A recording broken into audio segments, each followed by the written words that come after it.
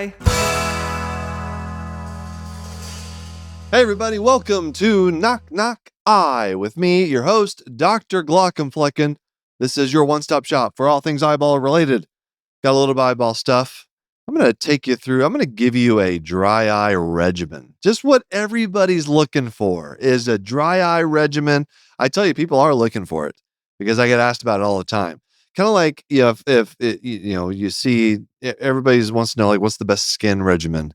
I think that's probably a more popular thing to ask than an ophthalmologist asking them about a dry eye regimen. But anyway, we're going to do it anyway. I'm going to take you through all like my favorite products. These are it's all over the counter stuff too. So, because it can be very confusing, seeing all the options. And I've talked about this before on the podcast, but I think it's good to just rehash it because new things come out. There have been a lot of recent new products that have come out. I've been getting questions about it in clinic, on social media. So we'll just go through it. But first, I promised you an update, a resolution, a final discussion about the Eugene Emergency Physicians versus PeaceHealth and Apollo MD. And I've had a few recent episodes on, I've been covering it here on Knock Knock Eye, not on the Knock Knock High episodes that are released on Tuesday. These are coming on Thursdays. And I've tried to take you through the case. I've made some videos on social media about it. But since the last time I recorded, we have a resolution. So it was the morning that we were supposed to hear final arguments from both sides, from the attorneys that represent EEP, Eugene Emergency Physicians, and those who represent PeaceHealth and Apollo MD. Unclear. I think it's the same team that represents both of them. I think they just had the same lawyers. I'm not totally sure. Maybe not completely all the same lawyers, but anyway, just if you're just jumping into this, just real quick, your 30-second version is PeaceHealth was decided not to renew the contract of Eugene Emergency Physicians and wanted to decide to give this contract to Apollo MD, a corporate management group, a CMG is what they call it, based out of Atlanta, Georgia. The way these groups operate is they will establish a fake dummy shell corporation, a corporation in the state that they're going to, in this case, Oregon. And then they choose a doctor to go and be the owner and the face of that organization. And you might ask, why? Why would they do this? Well, they do it specifically to bypass corporate practice and medicine laws like the one we have in Oregon. Unfortunately, they didn't read the law carefully enough and are still in violation. There's a reason the Oregon law is being touted as the strongest in the country, which I'm very proud of, and proud of all the legislators who put it together and passed it. Strongest in the country. This was a huge test. And on the morning that the arguments are supposed to start, leading to the eventual resolution and opinion by the judge, PeaceHealth decided they had rescinded their contract from Apollo MD and given it to Eugene Emergency Physicians. So they were decided, we are going to work with you, Eugene Emergency Physicians, which is fantastic all the way around. All right, it's great for the physicians. It's because they get to keep their jobs. It's great for the patients seen at PeaceHealth Riverbend in Springfield, which is right next to Eugene. And it's great for the community as well, because this is a huge saga, a stressful time for this Willamette Valley region of Oregon. Notice I didn't say Southern Oregon. I've learned my lesson. It's not in Southern Oregon. This is what the community wanted. The only people that didn't want this outcome, PeaceHealth and Apollo MD. Now, we cannot give PeaceHealth much credit here. All right, they were all in on this. If the case had been going their way and it was looking like they'd win, there's no way they would have made this decision. No, they did this to try to save face. Make no mistake about it. They were on their way to losing this case, and the judge was about to just tear into them. The judge was going to rip their face off. But instead, they wanted to save their face, and they was like, "Oh, okay. We get it. All right, Eugene Emergency Physicians, we'll keep working with you." Apollo MD, I don't know what's going on with them and all of this. Are they happy? Are they sad? They're probably excited to just be done with it. The two big losers in this case were the Apollo MD CEO, Dr. Patel, and the owner of the Shell Corporation, Dr. Chapman, because they were essentially accused of perjury by the judge, a federal judge, who said, "I'm not going to pursue it, but if somebody wants to prosecute because they were clearly lied under oath, that would be fine." That's what he said. That's what he said. So I would be pooping my pants if I were those two doctors, like, oh my God. All right. And pray that nobody wants to come after them because everybody just wants to be done with all of this. But I will say this does not look good for anybody working for Apollo. Like if you're an Apollo MD doctor at one of the 100 different shell corporations that they've set up over the years, I'd be kind of pissed and worried and looking for other opportunities, because you're the CEO of your company, also Dr. Chapman, who was the medical director of the year, 2024 or something. So someone they're touting as one of our best, and our CEO lying in federal court, could be charged with perjury if someone wanted to charge them. That sucks. Wouldn't you hate to be a part of an organization under their leadership? And so I'll say it. I've said it before, and I'll say it again. Don't don't work for these companies if you can avoid it.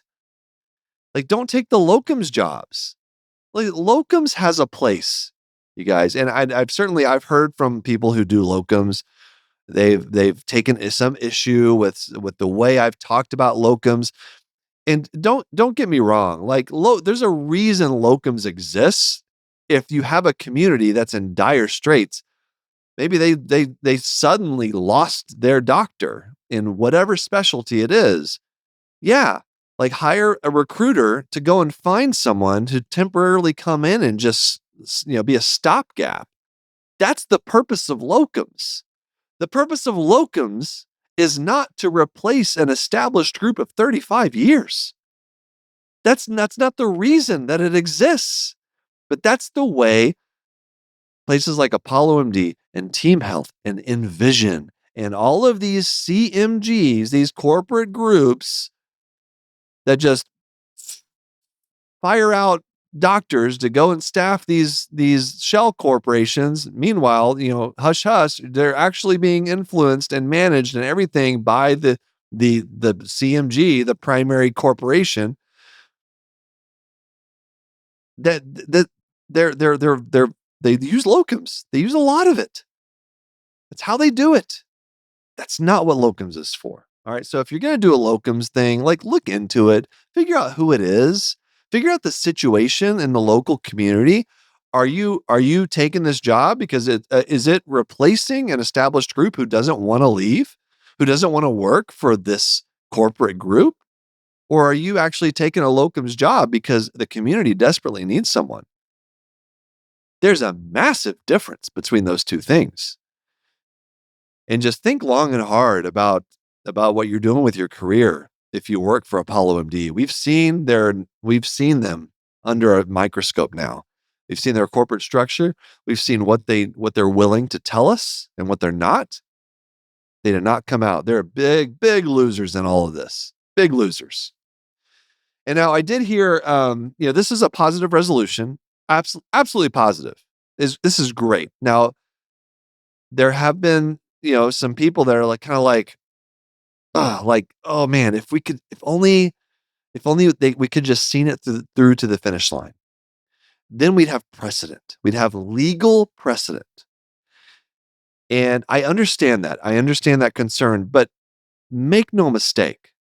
The law in Oregon that was tested by this, the corporate practice of medicine law, it works.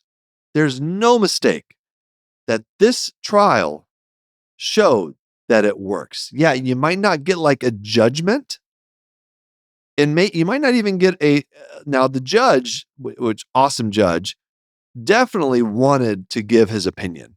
Once and might still write an opinion. I believe he still can write an official like legal opinion. But obviously it can't like be resolved, and like you can't pass a judgment for the plaintiff or against the plaintiff, even though it was clearly going for the plaintiff, clearly going for EEP. That was what was going to happen. Even though that we don't have that, all right, it's very clear the reason that PeaceHealth went back and it was like, okay, sorry, we'll work with EEP. They were losing. The law works. The law, it's going to take lawsuits. It's going to take, a group being as brave, as courageous as EEP to fight back. It's what it's going to take. And historically, physicians have not been good about fighting back. We've just kind of taken it. You just kind of be like, oh, well, I'll just put my head down, see my patients. Meanwhile, we've lost all our autonomy, and we're still losing it. But my hope is that this galvanizes people to fight back, to see when you decide to take on these corporate giants, the community has your back. Your fellow physicians in the area have your back, and across the country, and Dr. Glaucomflecken's audience has your back, and I have your back. Because the minute you decide that you want to fight, you let me know. The minute you decide we're taking them to court, you guys let me know. Because I will help you out in the court of public opinion. I am happy to do that, because I understand the importance of our autonomy for our patients and our communities. Keep medicine local. We don't need these corporations to be doing what they do. They've been doing it for decades. But now the difference now is we've had legislative success, and we have a populace that is primed to want to fight. We are the terms like pharmacy benefit manager and corporate practice of medicine. These are coming into public consciousness now. More legislators than ever understand these things. This is a big problem. Here's where what I want to try to do with my platform. I think legislators need to catch up to what the public's thinking and feeling. So many people in Congress still view this corporate practice of medicine stuff as a partisan issue. That it's one side or the other, like it's the Democrats, it's the leftists that don't want corporations to thrive and buy up all these practices and vertically integrate. I swear to God, that's how they're still thinking. A lot of them, even moderate Democrats, are thinking this is a leftist thing. Like we can't publicly say we want to like break up these big mega monopoly corporations. On moderate Democrats and Republicans still think that's a leftist issue. And what I have realized, what I've learned in seeing the social media reaction to talking about this for years now, everybody is on board. I never see so much agreement in my comment section than when I'm talking about corporate practice of medicine. Who doesn't agree with this? It's other than Apollo MD. and Team Health and Sound Physicians and all the others and all the different specialties. They're the ones that should be scared to death because their business model depends on doing things the way that they've been doing them for the last decade. And we are about to take that away. We did it in Oregon. We'll do it in other states. We might do it on a federal level. But I need the public.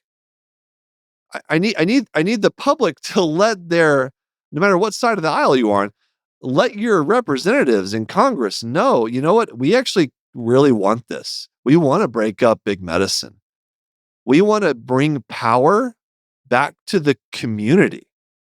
We want our doctors to live and work in our communities and care about our communities. Everybody wants that. Let the Congress know, because a lot of them don't. They think it's a partisan issue. It's not. Come on. So I'm going to keep beating the drum. I'm brainstorming ways that I can kind of bring this issue into context, because it's such a massive issue on a local level that I think it's just not on the radar of a lot of people. It's getting better. There's more talk about it, but it's just, we're not quite there yet. So I don't know. I've been talking to people. I've been trying to, I'm getting into the circles of influence that I need to be in to try to get the word out. But just because this Oregon case is over, I'm not done. We're not done. I'm just getting started. Absolutely. I can't wait to see where this goes from here, because the difference is we've never had this amount of support from the public who's sick of the status quo when it comes to healthcare. All right, let's take a break. Hey, Kristen. Yeah. You know how people probably know we love Cozy Earth? How? We're recording with a bed in the background and a Cozy Earth blanket nearby. That is true. Just in case. Yep. I've got one in just about every room. I never want to be without them. They're so soft. And you work from home, so you look really cozy most of the time. Yeah. I love a good cozy lounge outfit. I cannot wear hard pants when I'm in my home. So like the bamboo jogger set. Exactly. Those look great. I can work and be comfy, and then I could also just pop out and run to the grocery store, pick up a kid from school. And your feet. Yeah, I've been seeing you wearing the clogs. Yeah, those are really comfy. It's a cushioned footbed, the soft interior. It makes me want to work from home. I know. And now Cozy Earth gives you a 100-night sleep trial and a 10-year warranty on their products. This spring, give yourself the kind of comfort that lives with you all day, not just the moment you get home. Head to CozyEarth.com and use my code KNOCK for an exclusive 20% off. And if you see a post-purchase survey, mention that you heard about Cozy Earth right here on Knock Knock High. Comfort lives here. Hey, Kristen, remember how you love eyelid mites now? Mm-hmm. Sure. Yeah. Well, there's a lot of confusion out there. I want to clear something up. Okay. All right. People think they can get eyelid mites from dogs and cats. Can they? No. These particular Demodex mites are specific to humans. Okay. So spread from dogs and cats is not expected. That's a myth. Can't get them from cuddling our poodle. No. Demodex mites that cause blepharitis live on humans. Most adults already have them. They just usually don't cause problems. It's when they overgrow that they can lead to itchy, red, irritated eyelids. Those little collarettes. The crusties at the base of the eyelashes. Right.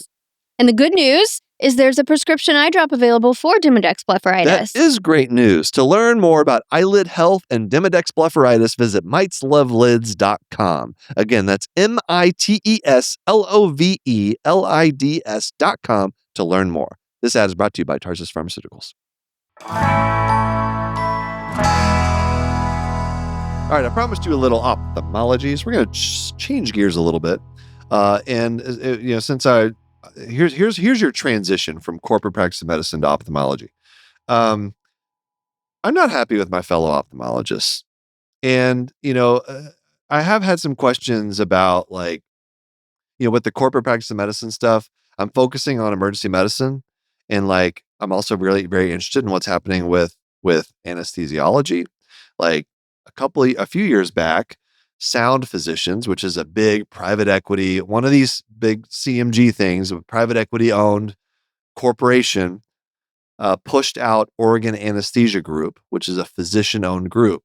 And I just wasn't plugged in to all of this when that happened. Otherwise, I would have been right there. This happened in Oregon, in the Portland area, even closer than the Eugene docs to me. And I just feel kind of right now in 2026, I having seen the process now and how we can fight. I feel kind of sick, like that I wasn't a strong enough advocate for those docs. And the silver lining is that with this bill in Oregon, this law now, it goes into full effect in 2029, which means every single practice in Oregon has to be compliant with that law, which means there can be no owners of medical practices outside of physicians practicing medicine, and no outside influence of business. So you can't have a private equity owned management company limiting in any way what a physician can do with their business. That's a big deal. That means that some of these places, like Sound Physicians, they're going to have to make some big changes to their structure, to how they typically do things, to get in compliance with this law by 2029.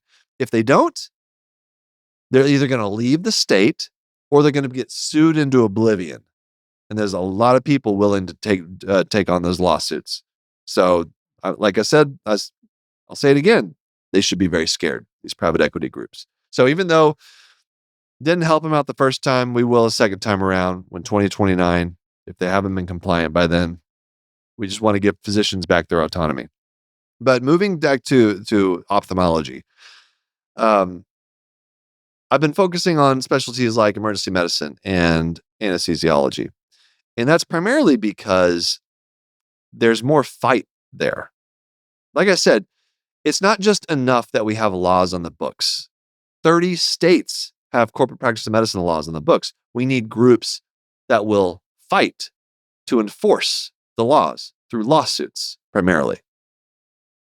The difference with certain specialties like ophthalmology, probably ortho, maybe dermatology, is that you have more physicians who own those practices who are ready and willing and seeking out private equity deals. That's much harder to fight against, and it still makes me sick. I hate seeing that. I've been an outspoken opponent to physicians selling out to private equity. And I've heard all the arguments why they have to do it, that we have no other choice, we have to, blah, blah, blah. I get it. There can be some financial pressure involved. It's still bad. I mean, there's no arguing. It's bad for medicine. It's bad for our profession. It's bad for just physician autonomy as a whole. So we can be honest with each other. You can be honest and say, you know what? I took the private equity deal as a small ophthalmology practice because I didn't see another way out. Okay. I'll accept that. As long as you can accept that decision made medicine worse. It is, I mean, we just have to be honest. It's absolutely true. All right. Because it's just one after another. And before you know it, everything's owned by Retina Associates or whatever all the other private equity ophthalmologists out there.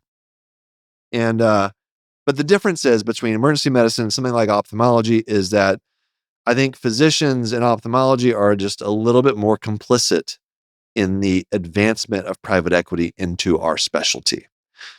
You don't see or hear about any hostile takeovers of an ophthalmology group compared to an emergency medicine group.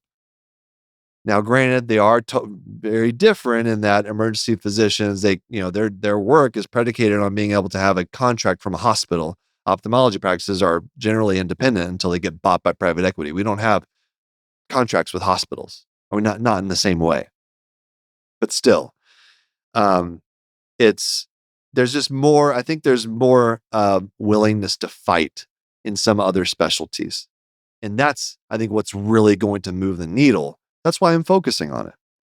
Make no mistake about it, fellow ophthalmologists, stop selling to private equity. All right, figure out something else. Recruit. You know how much better, how much easier recruiting is to an independent practice?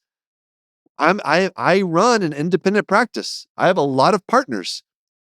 We're dedicated to not being bought out by private equity, even though they approach us every freaking month. We don't want it. And you know what? New graduates from residency and fellowship, they appreciate that. They're looking for that.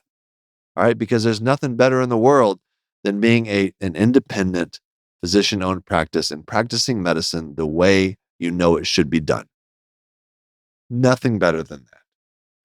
So anyway, that's why my focus is more on other specialties and not on my own. And also, we need more support from our governing bodies. The big academies, the societies, the people that we need. We need you to be more outspoken against the influx of corporate interests in our practices. And there's not enough of it. There's not enough support. And that's going to start with, honestly, not having people tied to private equity in leadership positions in our specialties. All right, so let's go. Let's talk. Okay, I told you like probably 10 minutes ago I was going to transition to something else. So ophthalmology. We're going to talk dry eye. I go every day, a dozen times a day, maybe even more. I'm talking dry eye treatment regimen with people. So first of all, I'd say there's two basic things you're trying to accomplish for someone with I would say like your run of the mill dry eye. Now there's certain types of dry eye that's a little bit different. There's like Sjogren's disease, which is a different, different pathology, different disease. There's things like other rheumatologic conditions. Certainly, you can have neurotrophic disease where you just the surface of the eye doesn't have proper innervation, and so you don't just have the surface of the eye is not healthy.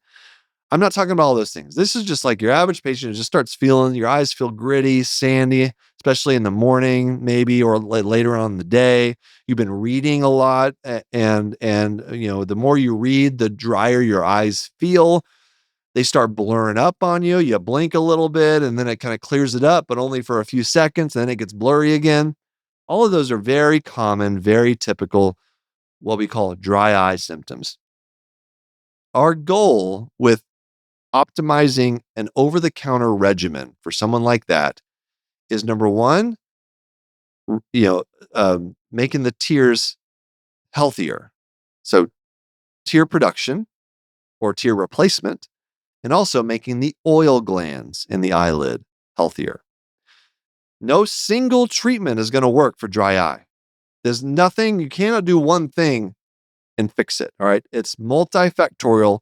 There's lots of different things. So we're going to put together a treatment plan right now. All right. Let's start with those oil glands.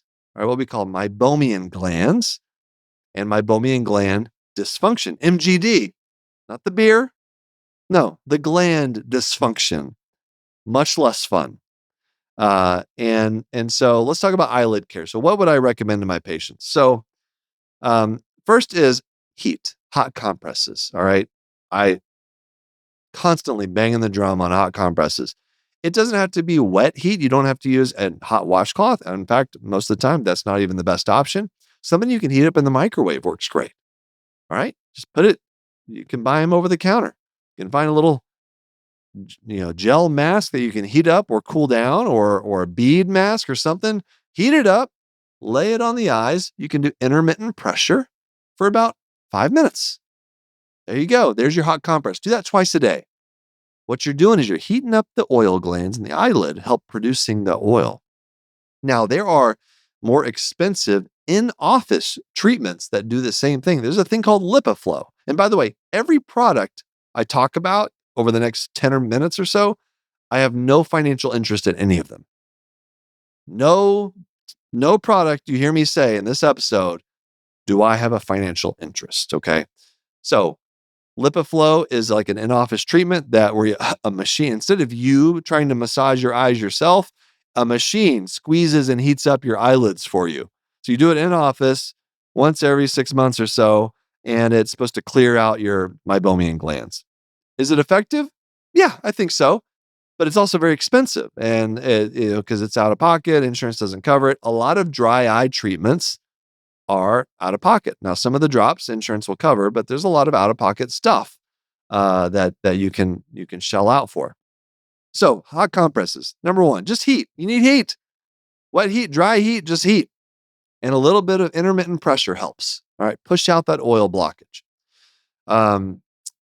There's other things like something called intense pulsed light therapy for people with ocular rosacea. That's another one of those in-office treatments called IPL. And then another thing that can help with meibomian gland dysfunction and also tear deficiency, which is the second part of the equation, is this. There's a new drop I kind of like. It's the studies are pretty promising for it, and it's called Ivisia. I think I'm saying it right. Ivisia. I think it's Ivisia. And it's a brand name drop, and it has studies have shown that it does last quite a bit longer than the other drops. And what a lot of these tear replacement medications, these artificial tears, what they primarily do is try to increase viscosity to allow the tear to stay on the eye a little bit longer, to give you a more robust tear film to just keep the eyes nice and lubricated. And Evisia has povidone, which is something that helps with viscosity. It doesn't have the iodine part of it. It has it's the povidone. Povidone iodine is what we use to povidone iodine. Povidone iodine is what we use to clean the eye for surgery, sterilize the eye. That's the word I'm trying to come up with. Sterilize the eye for surgery. So I think Evisia is great, but if we're talking aqueous deficiency, refresh, sustain, blink, soothe is one that's very similar to Evisia. It has the povidone. All of those are great. Blink. Those are all great. Stay away from redness relievers, Visine, Rhodo, Clear Eyes. Stay away from all of those. Another thing with it should not jump too much into aqueous deficiency, although I pretty much already did it. Is back to eyelid care. Is you can sometimes lid scrubs are helpful for people. So for people who might be on a budget and don't want to put a lot of money into this, I say just get some baby shampoo. Baby shampoo, clean fingers, and just baby shampoo and just scrub at the base of your lashes once a day on both sides. It's going to clear off all the sebum and dead skin cells that just build up on the lashes and the eyelid margin throughout the day that can incite an inflammatory reaction and cause more dry eye symptoms. You're cleaning that stuff out. If you want to use an actual eye and baby shampoo, it works great for that. Like no tears, it's safe, all that. Another thing you can use, which I like, is Avenova. It's a hypochlorous spray. You can just kind of spray it, and it has a cleaning ability. It's safe. Hypochlorous acid is very safe for the ocular surface. So Avenova, that's another one. Again, no financial interest in this. These are things I like. These are things I recommend to my patients. But I'm generally, I don't talk a lot about. I really try to avoid pushing patients into like cash pay procedures, because you can get, first of all, it's not sometimes not the most ethical thing, and the places that have these treatments. I'm not saying LipiFlow and IPL are unethical. They're fun. They're great. They're good for certain people, but not everybody needs them. And you do have some places that will try to do it on every single patient. So I think I use that more as those in-office treatments that are cash pay. I mostly consider those second and third line treatments, if none of this other stuff works. Another option for dry eye is lacrimal punctal occlusion. So you have little holes, little lower punctum on both sides. You have an upper punctum as well, but typically we just do the lower punctum, where you put a little plug in there. Allows your tears that you make to stay on the eye a little bit longer. And so that's kind of more a second line treatment. But my mainstay, the thing I talk about all the time, I talk about those compresses, talk about lid hygiene. All right, the spray, foaming cleanser is another. You can find foaming cleansers as well. Baby shampoo, one of those three. Hot compresses, artificial tears. The most recent one being this Avizia, which patients are liking so far. So I'm trying to, see how it goes. So I'm not, it takes a lot for me to jump into a new over-the-counter thing because there've been so many over the years. Stay away from homeopathic drops, please. All right. None of the things that have 1,000 different, herbs and supplements in them at very low concentrations to the point where it's basically tap water you're putting in your eye. So nothing that says homeopathic on it, please. Beyond all of that, that's your basic over-the-counter dry eye regimen. All right. Now, if your eyes are itchy, if you have lots of itchiness, then you want to go for an antihistamine like Zatador or Patanol. Those are two really good over-the-counter brands. And beyond that, we're getting into prescription meds, and that's a different conversation. But then those are more second line treatment if we can't get things under control with just some of this easily accessible, relatively affordable, although people will argue with me that eye drops are affordable. And I agree, they just get more and more every year, it seems. I do want to caution people to be careful about generic eye drops. Now, they're not all bad, but whenever we've had contamination problems, outbreaks, people getting Pseudomonas because of contaminated eye drops, it's either going to be from homeopathic drops, or it's always been these store brands or generics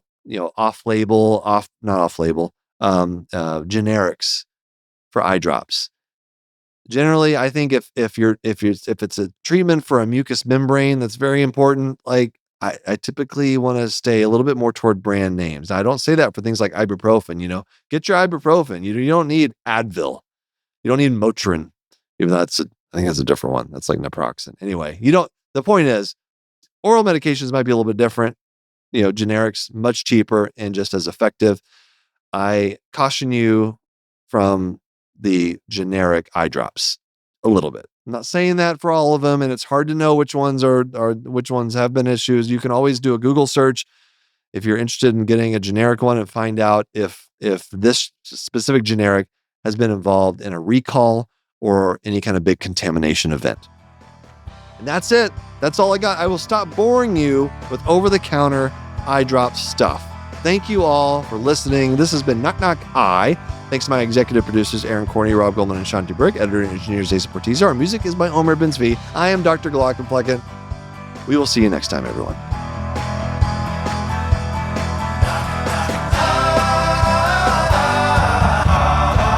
Knock, knock. Goodbye.